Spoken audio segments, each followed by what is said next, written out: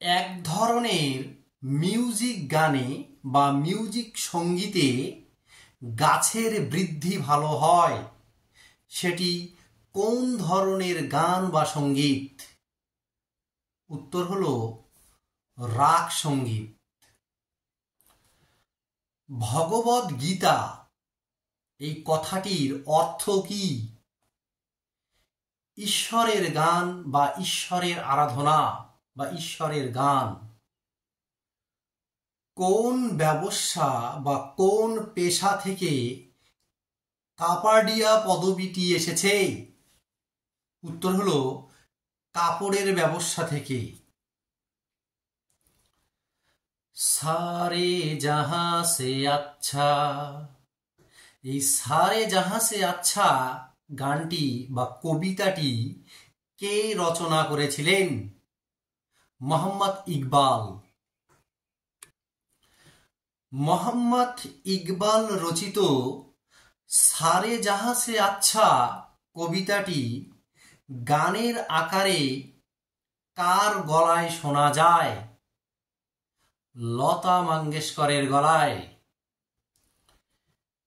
পরের প্রশ্ন হলো, মোহাম্মদ ইকবাল রচিত সারে জাহাঁ সে আচ্ছা কবিতাটি গানের আকারে লতা মঙ্গেশকরের গলায় শোনা যায়, এটার সুরকার কে?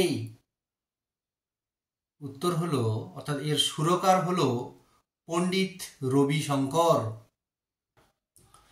সর্বপ্রথম কোন বাঙালি মহিলা শিল্পী বেস্ট ফিমেল প্লেব্যাক সিঙ্গার হিসাবে জাতীয় পুরস্কার পান? সন্ধ্যা মুখোপাধ্যায়। আপনারা জানেন কি ভারতের জাতীয় পুরস্কার তথা পদ্মশ্রী, পদ্মভূষণ, পদ্মবিভূষণ এর জন্য আনুষ্ঠানিকভাবে কোন তারিখে প্রাপকদের নাম ঘোষণা করা হয়? তাহলে জেনে রাখুন, উত্তরটি হলো 26শে জানুয়ারি।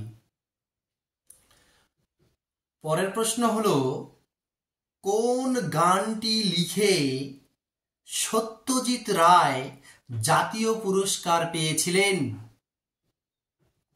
উত্তর হলো, সেই গানটি হলো আহা কি আনন্দ আকাশে বাতাসে। আহা কি আনন্দ আকাশে বাতাসে, এই গানটি লিখে সত্যজিৎ রায় জাতীয় পুরস্কার পেয়েছিলেন। এবারে পরের প্রশ্ন হলো, আমরা বঙ্গে বাস করি তাই আমরা বাঙালি, এই বঙ্গ শব্দটি কোথা থেকে এসেছে? উত্তর হলো, এই বঙ্গ শব্দটি দ্রাবিড়িয়ান বং উপজাতি থেকে এসেছে। এবারে পরের প্রশ্ন হলো, সা রে গা মা পা ধা নি, এই যে 7টি সুর, এই 7টি সুরে তৈরি হয় গান। এখানে সা বলতে আসলে কি বোঝায়?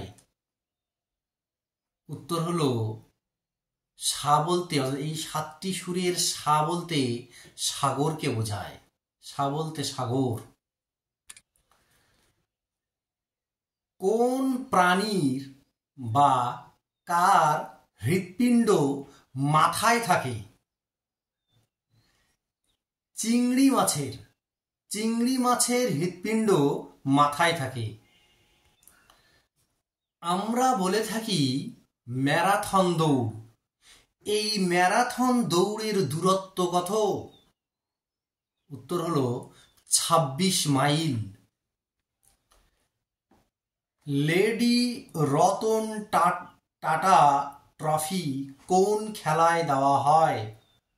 আবার বলছি প্রশ্নটা, লেডি রতন টাটা ট্রফি কোন খেলায় দেওয়া হয়? উত্তর হলো টেনিস খেলায়।